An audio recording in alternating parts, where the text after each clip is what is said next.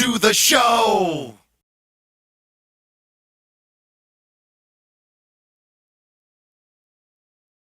Okay, let's have a nice welcome for Sean Delaney being interviewed by Pet Shark.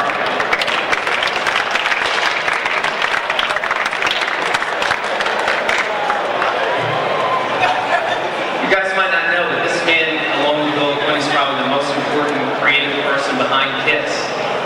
Get my butter, you know for that? Okay.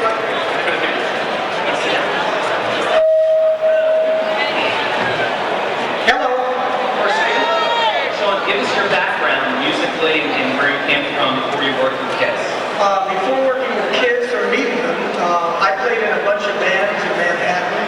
The biggest one that most of you are too young to remember is called Natural Juice. Our big chance was we got signed to Columbia Records by Clive Davis. The next day he was fired. So the band sort of fell apart. I did a lot of off-Broadway plays, and I was in I did Demolitions in the Army. So you got off-Broadway plays, you got Demolitions, and I wrote songs. How did you get involved? You first became involved with Bill Aucoin, right? You actually worked with Bill Aucoin. Well, Bill Aucoin, I used to do a thing over in the East Village. I was a waiter, and I started taking my guitar in to wait. Suddenly I'd stop waiting on the table, I'd pick out a guitar and start playing songs, and then I would make people put money in a hat. And pretty soon they stopped, they fired all the other waiters except me. So I sat there, and I would entertain the nightclub, and Bill Aucoin came down there, that's how he met me. Were you involved with him with the Flipside show? Yeah, I was with Flipside. We were doing a show called Saturday at the Movement. Remember back in the 60s, there was a movement going on, and we decided to do a thing on television late at night, because television used to end like at 11:30. TV went off. So we were going to do something, and Flipside was one of the small segments. It wasn't Howard Marks who was Kiss's business person? Howard Marks became Kiss's business manager, maybe 3 years after the fact. But he was involved with Flipside as well. Yeah, he was like the associate producer. And, he sort of like, did the art and stuff like that. So how did you first encounter Kiss? I mean, had Bill seen them, or did you go with Bill to see them at the hotel? Bill and I both saw them at the Hotel Diplomat. Wow. And then a friend of mine was Neil Bogart. I used to audition for Neil Bogart, and Neil Bogart used to tell me I was the worst piece of shit he'd ever heard. So I got mad at him, and every day going to my office, I would stop at his office, literally go past his secretary, open his door, and go, "Fuck you!" And then I would leave. And he would wait for me, and he got into having coffee, and so that's how Neil got involved with Bill Aucoin and me. What were your first impressions of Kiss at the Hotel Diplomat? Did you sense there was a magic? I thought it was absolutely the worst thing that could possibly hit. I mean, below worst. It was so unlike anything that it had to be incredible. It was new. It was something that wasn't being done. Plus, the thing that nailed me on working with Kiss, because at that time I was sort of bitter because Clive Davis had been fired. My chance of being a band was over. Here, try to imagine, in a small rehearsal studio, the four guys are up there playing. In front of them are Bill Aucoin, Neil Bogart, Joyce Byowitz, and myself. They finish the first song. There are no applause. Gene walks down to Neil Bogart, grabs both of his hands, and goes, and made him applaud. And Neil started applauding because he was scared to death.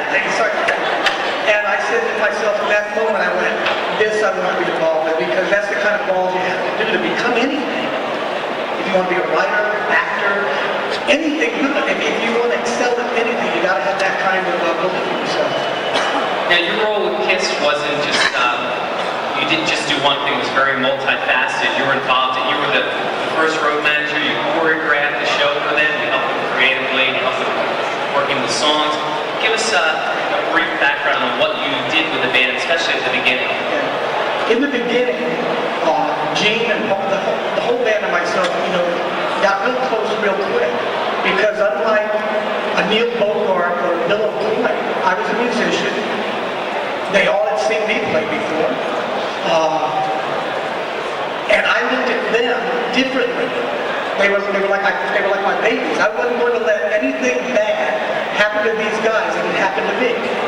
And because I've been through the loop before that way, I was prepared for lies from record companies, lies from managers, and I would just go in and stop double talk, just like that. I was also the vice president of the company. So if I didn't know something, I'd just kick the door in and go in and say, no, this is wrong. That's good. I was the protector. Along with that, I wanted them to succeed. I wanted them to have all those things that they wanted. So from an outside, set of eyes, I would watch Gene, and I'd go, no, that's not what, I see what he wants to be. And I'd literally make him do those things that he wanted. Like, for instance, with Paul Stanley. In the beginning, I dyed everybody's hair black. Just to put everybody on an equal level in the group. Everybody's hair was jet black dyed, so no matter where they went, they were connected. Paul Stanley got an itchy scalp from it. And so if he'd be playing, rehearsal, he'd go, constantly doing this, he'd be playing, and he'd reach up and scratch his head. I go, what are you doing? You can't be there playing and reach up with your finger and go, I've got crabs. He said, can't do that. And he says, well, what am I supposed to do? My scalp hurts. So I went, instead of just scratching it, really scratch it. And that's one of his big moves, is he'll stop it. How you doing? Scratch his head and throw his arms out. He does that with his scalp itches. So it's making them, Gene would now and then look like a monster, and then he'd go back walking like a human. And I was going, you can't do that. You have to be this thing. So I was their mirror that would stop them from not doing what it was they wanted. And I did that 24 hours a day. I understand that you and Bill videotaped some real early rehearsals so the band could see how they looked, what they were doing right, what they were doing wrong. What happened with that is in the very beginning, when Gene and Paul and Ace and Peter had a very strong idea of what they thought they were. And you have to have that to become anything, right? I would look at them and I'd say, they're really trying to do this. So when I'd say, could you try to, no, I'm not going to do that, they get all mad. So what I did is I took a camera and I said, look, you know how to do it your way. I've got an idea, so why don't we film both ways and see what you think? Well, the moment that we did that, they sat down, and when you're doing it just inside yourself, you really think sometimes that you're doing a lot. But when they saw that it's not running around real quick and crazy that works on stage, they could see that the other way really works. So then we bonded. And I sort of really knew what they wanted. They knew what, they learned to trust me. So we really worked well together. Who has the video of their early rehearsals? I think Bill Aucoin has it.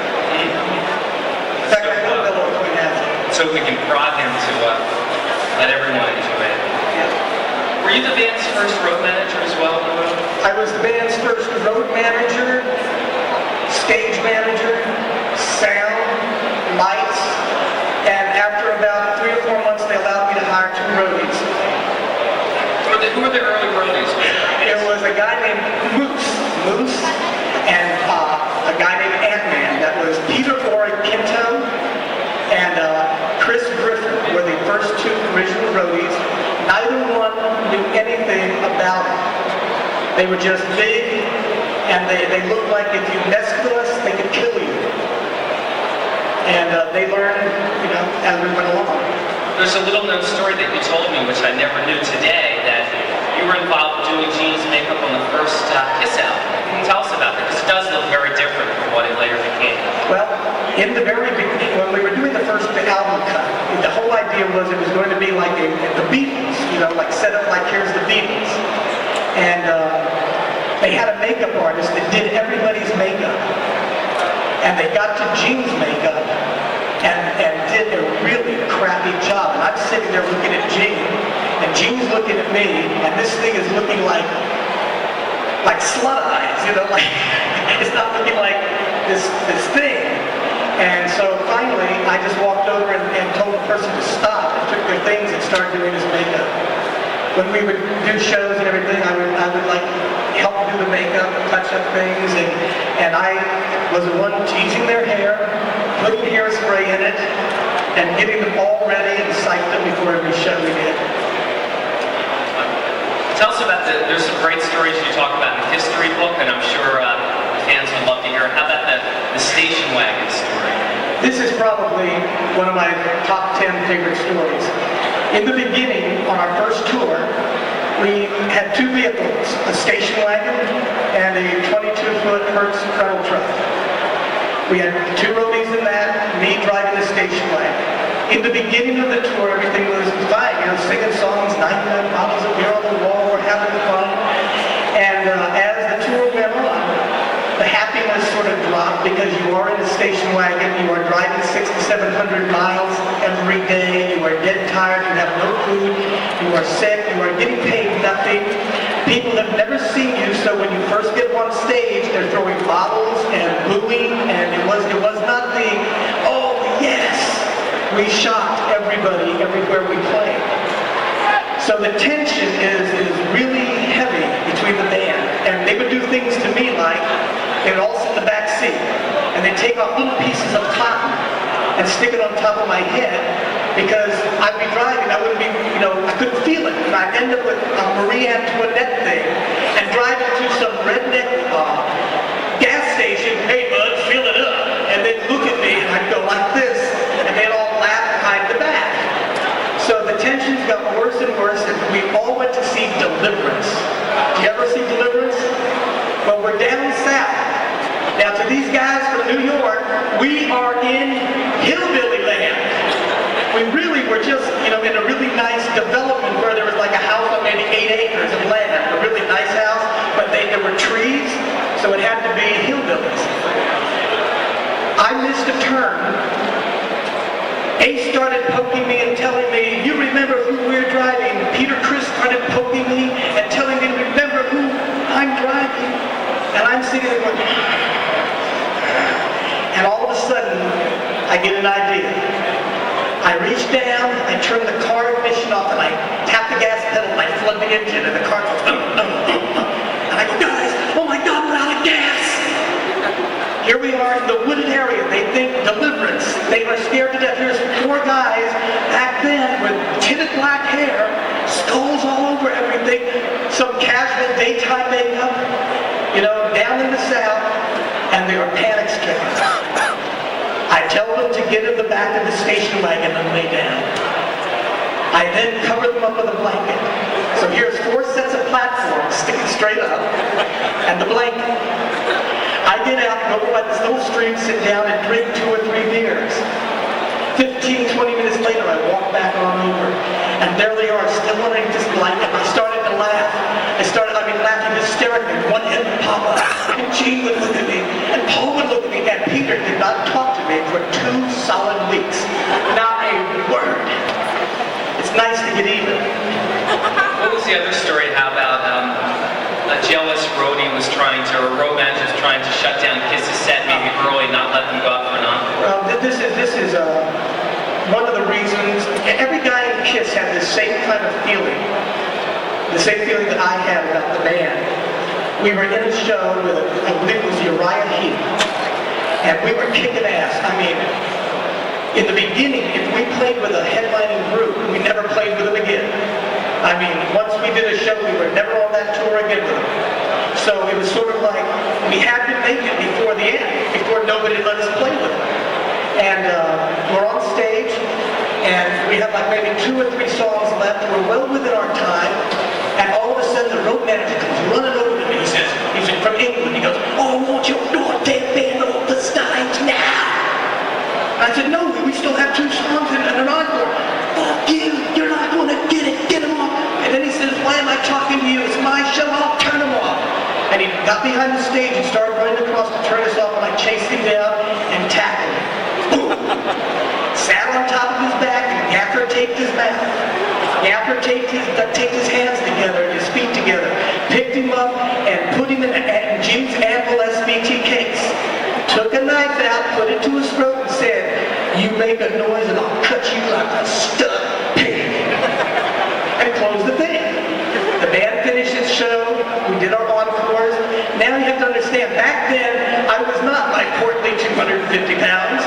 I was a little skinny rocker who had just tackled a 6'4" guy and did this. I am now, the adrenaline is gone, and I know the man is going to kill me. And I open the thing and I go, you know, I really apologize. I don't know what came over me. It must have been the drugs. And I cut loose some of the aftertape. I said, look, if you're going to hit me, don't do it. Please don't. Finally he gets up and I have to rip this thing off of his beard and his hair. And I'm waiting for the guy to just deck me at any second. He walked away, stopped, turned around, shook his head, and told me, he says, I thought I was the best road manager, but I'm not. I took his shot. Kiss would do that. Any part of Kiss, when we started off, you had to have that kind of dedication, because back then it was rock wars. It wasn't like you all get up there and share equipment. It was rock wars. Could you talk about how Paul evolved at the beginning as a frontman? He was a bit tentative, or he didn't talk as much and might not have moved as much, and how he evolved as a frontman to, you know, the great showman he is today? Okay. In the beginning, when all the makeup got on the faces, the only person up there that looked closest to human was Paul Stanley. I mean, he had the star on his face, that's true, but everything else was a demon. Do demons talk to you? No. They growl, but they don't talk. Ace would have opened his mouth like, this is not talking, this is Ace. And Peter was way back to drums. Cats don't talk to you. Paul had to learn exact lines. So I used to work with him on, how you doing? Like for instance, have anybody when you were in high school have pep rallies? Well, the first thing that Paul learned was pep rally stuff. Pep rally stuff goes like this. I'm sure you've heard it in the past. Hey, you know, last week we were playing in Massachusetts, and the people in Massachusetts said the people in Hackensack don't know how to rock. That can't be true. That's pep rally. So you get them yelling at another town. And this is the type of stuff that Paul, but he learned it real quick. But what would happen when Paul would get excited, Paul would do things like this.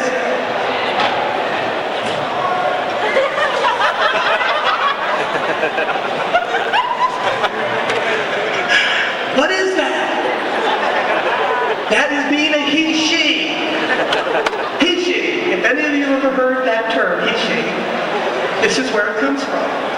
One of our first reviews was, Paul Stanley bi-modulates bisexually across the stage. Paul dies. They just call him a queer in public. Oh no! Paul would go to stick his leg out and everybody would grab it. You know? I mean, now not just girls, but guys too. He would yank it back. He got to a point where he's sort of like scared of the audience.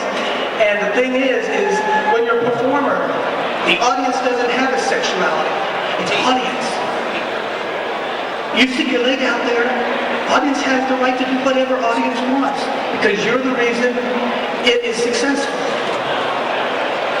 So anyway, we used to do a thing, not we, but the guys, the four guys, had a way to aggravate each other. He, she is all you had to call Paul to get him pissed off. With Gene, it was Mr. Marvello. Yeah. Because he knew everything about everything. So when he'd start, telling the band what it was, they'd all go, shh, Marvello speaks. Marvello. Did that have anything to do with your question? No, but it's pretty darn good. Keep going. But that was something that Paul had in him. He had the ability to be very masculine on stage and at the same time very feminine. All at the same time. And his success was probably the one thing he really didn't like about himself in the beginning. Did that answer your question? It did. All right. I wanted to ask, around 75, Casablanca Records was in pretty bad shape because of the Johnny Carson album, which was a bomb. Did you feel the Alive album was a make or break, that the album hadn't broken big, that maybe Casablanca would have went under and the band would have left the label? I would tend to say yeah. We'd sold fairly good. Like back then, fairly good would be like 200,000, 300,000, 400,000 copies.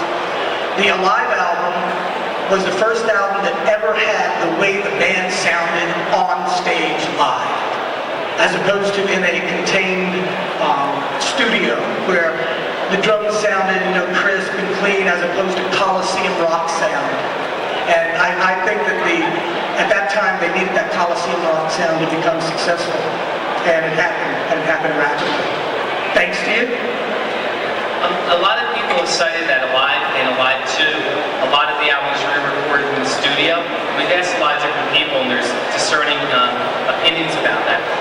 From your knowledge, how much of it was re-recorded in the studio? Okay, on my knowledge, because I was there, what happens in live recordings is they recut every band. This isn't just Kiss. They'll go out and they'll do a whole bunch of recordings and a bunch of live concerts. They'll get the best audience participation, and of course the ones that sound best. Because when you play live, don't forget you're human. Human means sometimes you have good shows, sometimes you have bad shows, sometimes you're magical. So you try to get all those magic performances, and even in the magic performances, you'll have a guitar solo suddenly be somewhere else, but not in that song. So they'll go into the studio and they'll redo that guitar solo and stuff like that to make sure it's not out of tune. But it's not just Kiss, it's every band out there that does a live album. Destroyer was a big leap forward for the band from the prior records, especially working with Bob Ezrin, the Alice Cooper connection. Yeah. At first, I understand he was a real taskmaster for the band. Was that difficult for the band to... I believe they walked into the studio to meet him the first time he was sitting there stark-ass naked. Really? Yeah. Are you glad? Yeah, I think that's what happened to Bob Ezrin. They walked in, he was with a bow tie on, stark-ass butt naked. That's what I think happened.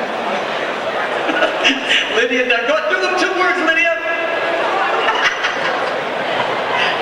But if you could talk about the Destroyer record, how that was a big leap forward for the band in terms of sophistication, in terms of recording and songwriting as well. That album had a lot of Bob Ezrin in it. He's probably one of the most amazing producers in my lifetime, because I had an opportunity. I produced an album called Double Platinum with Mike Stone. And Mike Stone and I, what we had to do was remix down to a certain quality. Because with different producers, you have different ways it was recorded. So you can't just put them together because it really sounds strange. Bob Ezrin records all the special effects and everything on the tape. You cannot change anything Bob Ezrin has ever done. And that's a scary way for any other producer to do it. He does it like you cannot. It's like there it is, like it or not. So we had to do everything to like Bob Ezrin. But yeah, he's a taskmaster. He demands, and if you don't want it, then get out. Tell me a bit about the Double Platinum album. I mean, you basically went in and remixed and things like that, but also the band re-recorded Strutter as Strutter 78. Whose idea was that? Do you feel it succeeded? Strutter 78 was, I believe, Neil Bogart's idea. Neil obviously had Casablanca, which was the home of disco, and that's where that came from. But what we did on the Double Platinum album is suddenly Mike Stone. Anybody know Mike Stone? Mike Stone did Asia, Pulse solo album. He did Gene Simmons solo album with me. He's done a lot of him. He was the person that actually mixed Bohemian Rhapsody for Queen, and Queen was going to throw the song away because they couldn't mix it. He mixed it. They made a hit from it, and then they fired him. Nice guys. Yeah. Nice guys. I wanted to ask you about some of the songs that you co-wrote with Kiss. Let me get my little piece of paper. I think let's start with the first one. One of my favorites from Alive 2, All American Man. That was written up in Paul's apartment. Paul and I probably knew, because I did a lot of writing with Paul. any songwriter goes through plateau levels where, I can't think of anything. So Paul and I, we worked really well together. I'd sit there and he'd start doing a riff and I would start just making up lyrics. And between the two of us, that's how that song came about. How about another great one you wrote with Paul on Rock and Roll Tape? Well, my mom called me up years ago about 3 o'clock in the morning with tears in her eyes and said, Aunt Mabel just called me about a song you wrote. And her daughter had joined a band and had bought one of our books, and Aunt Mabel had read the words. And so my mom said, can you explain to me what that song's about? And I'll tell Aunt Mabel just, and rest her little heart. And remember, I was raised Mormon. So I said to my mom, one of the verses says, so sitting in the back, her face down in my lap, moonlight shining down on her hair, radio playing and my fingertips are down. What does that mean, her face down in my lap? That don't mean she's sleeping. It's about a blowjob, Mom. My mom just about died. My Aunt Mabel never spoke to me again. That answer your question? Well, on a lesser topic, how about making love? Well, unfortunately, I'm sort of ranked that way, and all of my stuff is that Paul and I would like together were about sex, more sex and sex. Did you write a lot of other songs with the guys that never came out? Let's see. There's some other songs that I did. I did Living in Sin. No, I meant songs that actually never saw the light of day that you... Actually, I'm sure there were, because you write songs, you record them, and then the decisions on what went on the album came out later. A big favorite of a lot of people, it's a song that the band played a little bit on when they did the acoustic stuff at the conventions, was Mr. Speed. Tell us about it. There's a story. It's a great one. They tell a story about it? No. Do you have a story about it? Writing it? Boy, I feel boring right now because, no, I don't. It's Paul and I sat down and I think knocked the song out in 2.5 minutes. Yeah, it was Mr. Speed. It was... How about the last one, besides the solo stuff, is Rocket Ride. Great song. Ace and I got pulled over to Japan tour by Paul and Gene. And one day I would have to be with Gene, and one day I would have to be with Paul writing songs. And it went back and forth, like a tug of war on me. And Ace went to management. He went to Bill Aucoin and said that he demanded me with him because... And so anyway, I went, we had literally, let's go to my room, sit down. We sat there, looked at each other, and sat down and literally wrote the song right there. They took a part out, which was really cool. It was about a laser beam, but I don't think it's in the song anymore. We sat there in Tokyo, Japan, on his bed, and nailed that sucker out. I don't think Gene and Paul wanted to do it in the beginning, because it was probably a little more rock, technically rock than they were used to doing. Yeah. Why, do you know why Ace didn't play on side 4 of Live 2? Why didn't he play on the studio songs except for Rocket Ride? Yeah. I'm not going to go into that. I'm not going to touch that. How would you assess the band as musicians? Starting with Paul or Gene or whoever you want to start with. Do y'all want me to be just truthful right now? Yeah. Okay. Here's the difference in Kiss. On one side you have 2 showmen, best showman on earth. On the other side you have 2 musicians. There's always a conflict between showmen and musicians. Showmen can't play, musicians can't play. And I guess we'll have to figure out who are the showmen and who are the musicians. Not naming no names, but what happens is, I think that was always sort of like a little grinding sore spot between the 4 of them. And And it's something that happens with, I know a lot of bands that have a front man that's an incredible showman, and the rest of the band are the musicians, and there's always a separation. So there was always that like separation that started growing and growing, and about the time you're talking about, it was really taking place quite well. There was also, there were some party people in the band, and there were some people you didn't want to party with in the band. I won't say who they are either, but I can tell you that Gene has never had anything in his body stronger than milk and cookies. Do you have any memories of the first tour of Europe and also the tour of Japan? Yep. Both tours of Japan, actually. The first tour of Japan, I didn't do the first tour. I didn't go to Europe on the first one.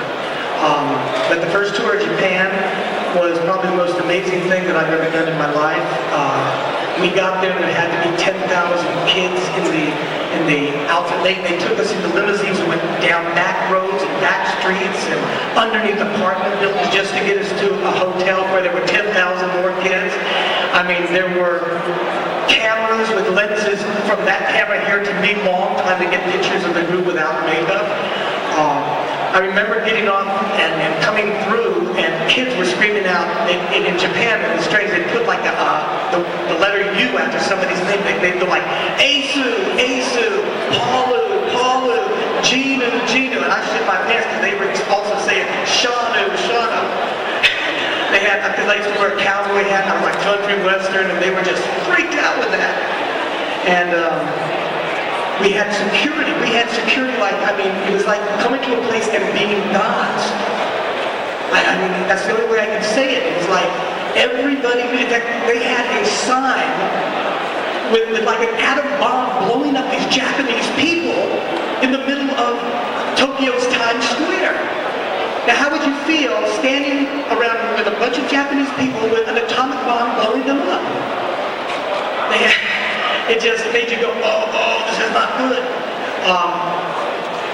We would be in, they had bodyguards from the emperor's palace on us. I mean, it was serious. We had 3 floors of this huge hotel with more security than I've ever seen in my life. It was the most incredible thing in any of the tours that I did with Kiss. It was, I think that nobody has broke our record in attendance at the Budokan. Okay, folks, listen up. The bathrooms in the main room are now closed because of drainage problems. The bathrooms Did you ever have that problem with the band? left of the ticket office. So if you have to take a tickle, you have to go to the left of the ticket office. The bathrooms in the main room are closed, again, to the left of the ticket office for a tickle or whatever. Well, he just asked me a question, and he asked me if I had anything to do with the Marvel Comics. I come back from who knows where I've been, and I came into the office and walked into Bill Aucoin's office, and there's a guy with a goatee there and a hippie, and on the table are these sketch drawings, and they're saying things like this. I'm looking at them, and it says, Gene speaking, he goes, "We must go to Mexico City and do a free concert to raise money to clean the air pollution." And I look at it and I go, "What the hell is this?" And I rip the thing up and throw it on the table. I says, "This is bullshit. What are you doing?" And then Bill says, "This is Stan Lee and Mr. Gerber, who was writing, Steve Gerber, who was writing the comic." I said, "Not that comic. That's bullshit. That's crap. That's got nothing to do with Kiss. Kiss don't play in their comic books. They're heroes." And so they put me together with Gerber, and he and I together did the comic book. What did you think of the merchandising that went on in the mid to late 70s with the band? Did you feel in a way that merchandising got a little bit out of control, where maybe they were attracting more of a younger audience as opposed to the people that were into them from the start? I don't really think that the guys in Kiss really thought or really delved into that part of it, because we were on the road almost 4/5 of the year. We were the most touring band out there. I mean, we were home, I remember leaving home on a March 1st and not returning a year and a half later to my house. We were always gone, so no, they didn't have like a handle on that part of it. Bill Aucoin and a guy named Ron Botwell just went insane with it. I mean, we'd come in and go, what's this? Look at this. And there'd be new things constantly, I mean, like, if they could have put faces on things, they would have, and they did. Were you around for the filming of Kiss Meets the Phantom? What was that like, and was that as tension-filled as Gene and Paul spoke about in the history? Well, yeah, it was that tension-filled, and I refused to go to it. I stayed in New York. I said, no, I will not be party to this party. Because I knew that they couldn't act. I mean, it's like, it was weird. I didn't like it. I mean, for those of you who did like it, I would have said no. From there, the band did 4 solo albums, and you produced Gene's. You actually recorded it in England, right? Well, I produced Gene's, and I produced 3 songs on Lydia Criss solo. Well, first tell us about Gene's, the stories about that, and you worked with a lot of special guests, recording in the English countryside, the manor. Gene, we did, Gene came up to me one day, which was a real shock to me. I had produced a group called Toby Bo, and we only had one hit, but it was amazing. It was called My Angel Baby. It hit the #1 slot on the easy listening charts, which are the hardest charts to get up on. They were a band like the Eagles. And I did this, and I'd done Billy Squire, and I'd done this Toby Bo 2 albums. And one day, Gene comes into my office and he says, I want to talk to you. Closes the door, big secret. He sits down, puts the Toby Bo album on the record machine and starts to go, how'd you do that? And how'd you do this? And he quizzed me for about an hour to make sure that I was the one that was doing these things on this album. And then he turned around and asked me to produce his album. Now, it was sad for me because in the band, my best friend was Peter Criss. Peter Criss and I hung together, played together, and I always thought I was going to produce Peter Criss's album because I liked songs for him, and we were that close.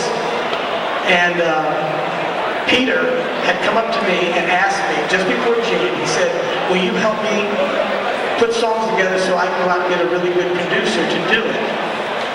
And my jaw dropped. I mean, and the next day Gene asked me, and so I said, yes, I would.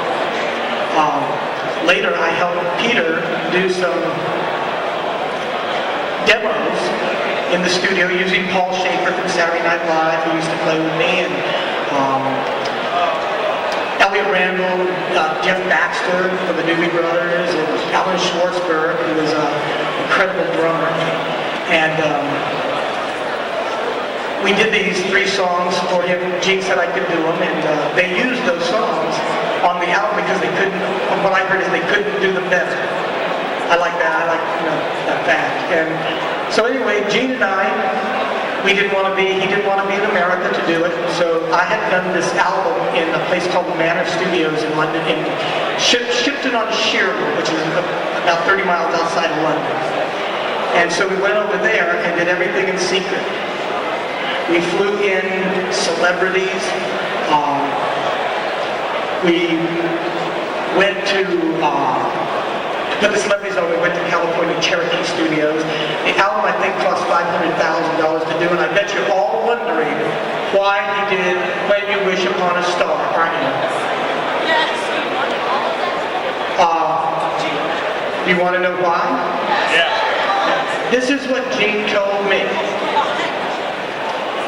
Gene told me that when he came over from Israel, he spoke no English. And there is a story about how he got to America that is pretty poignant, but that's his personal story. I'm not going to tell you that. But when he got to America and was going to school, they used to put a sign on him saying, if I look lost, point me in the right direction. Now, you have to talk about the Hasidic Jew and pagans. Okay? The first English words that Gene ever learned in America was on a little Jiminy Cricket record. called When You Wish Upon a Star. And if you listen to the song, you'll hear his voice crack. Because at that point in the song he was crying. And I wouldn't let him re-record the vocal. And now you know the rest of the story. That's a great story. I heard that Gene was trying to get Paul McCartney and John Lennon to sing on the album. We almost had them, and Ringo said no. So who were you trying for? We were trying for all of them. We were trying to reunite the Beatles. We had it down to the point of where, well, we might do it if you don't tell anybody we did it. And we went, of course we won't. The album would have went, Gene Simmons and the Beatles. I mean, it would. So they didn't go for that. Was there any contact between Gene and the other guys in the Beatles? Oh yeah. Was there? Oh yeah. I mean, it actually almost happened. Yeah, really. You co-wrote 2 songs on the album. Well, Always Near You, Nowhere to Hide, which is kind of a song in itself, and Living in Sin. Tell us any stories about writing those. Well, Living in Sin is the story. You know, Cher was on that. Cher and Gene had become an item, and Cher and Blue, and they all came over to England, and there we were in a huge castle, and it was pretty neat because every time I'd open my eyes, Cher never gets out of bed without looking fabulous. I mean, she doesn't.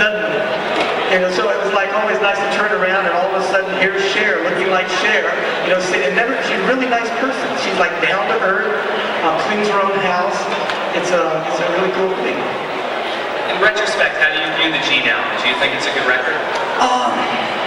Well, it's a good record if you don't want to hear Kiss music. Okay, it was Gene and his. Gene is a huge Beatles fan. I mean, I tell you, so a lot of the songs on there are really Beatles, and for him, he was happy with that. It had nothing to do. It was a self-serving. All the solo albums were all self-serving. Everybody had to do their own. I was really against them doing their own because all that can do is pit one against the other. Because somebody has to win. And when you have somebody win in a group, what happens? At what point did you cease to work with the band? Were you with them when Peter left the band? No, I left the band in the end of '79. I had a record contract at that time for about 3 years with Casablanca. I finally started doing albums, and I got down to Australia and liked Australia so much that I was going to retire there and stopped doing music, started hang gliding and scuba diving and living in Australia. How much memorabilia have you saved from those days? What do you have that you have saved? I have a lot. I have the original Kiss T-shirt that Lydia Criss actually made. She's out there somewhere. Lydia Criss, it was the one with the sparkle, K-I-S. Yeah. Lydia Criss is right over there. Give her a big hand.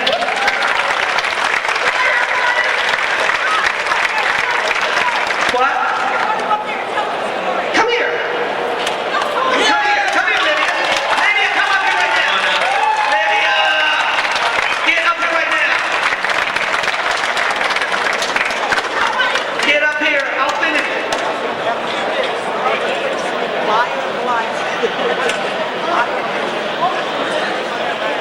Okay, this here is actually Lydia Criss.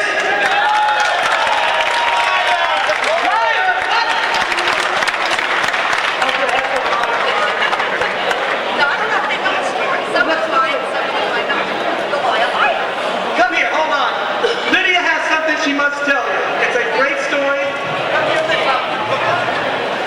I'm not sure if you're aware of it or not, but in Monday's New York Daily News, there was an article written about me that there was going to be very heavy security at the KISS press conference on the Intrepid, and that Peter Criss was afraid that I was going to show up screaming "liar, liar," that I was accustomed to doing whenever he appeared in public.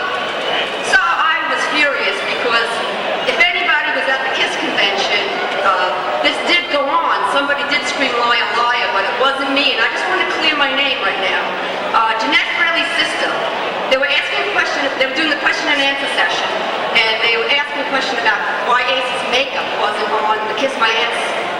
CD.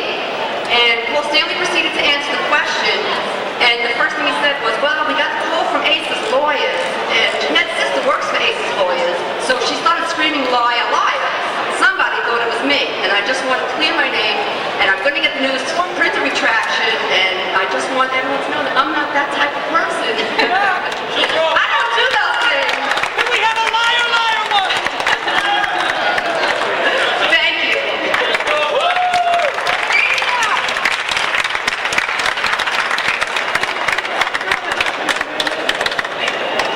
We're going to keep Lydia up here with us. I mean, she was there from the very beginning, may I say, supported Lydia Criss in all of his early years. Simon, could you grab a chair or something from back here? So what other type of memorabilia have you seen besides you said t-shirts? I have from Kiss lips to tour jackets to acetates, and all the original acetates and everything we've ever done. Photographs of the... This is a question that you both can answer. What do you think about the current Kiss reunion with the original band?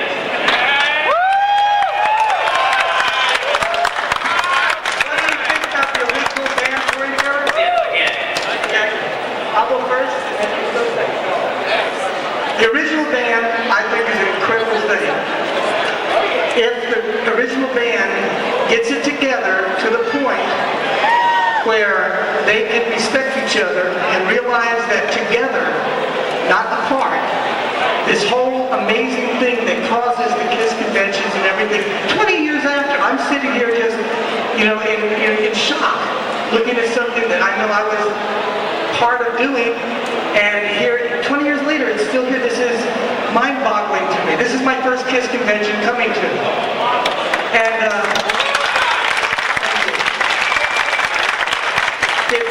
it's just an amazing thing. 2 years ago, I went and saw the guys in Phoenix, Arizona, and they did one of my songs, and the entire Coliseum started singing it. I didn't know that this all happened. That it got this big. I mean, I wasn't aware. If the guys in Kiss, if Gene and Paul can look at Peter and Ace and go, my God, you're part of the reason why it happened, and you're valuable, and Ace and Peter can look at them and go, without you being the showman that you are, it would have never happened. I hope they take that step in growth and something keeps going, and we have that stuff that originally made it all happen working again. That's what I think. What do you think, Lydia?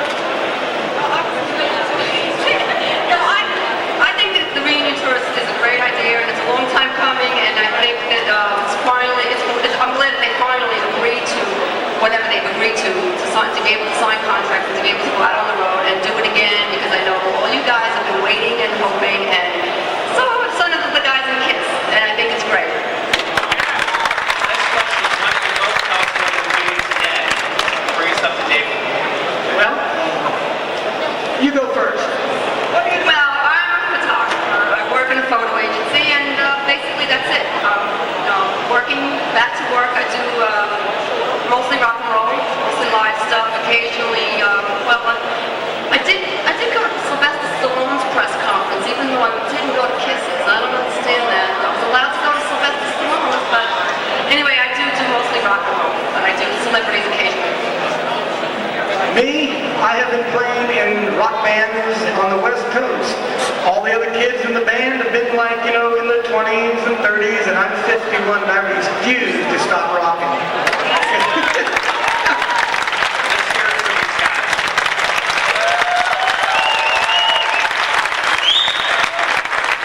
Rock and Roll All Night brings you interviews, reviews, concerts, music, and more. So for more Rock and Roll All Night content, click subscribe.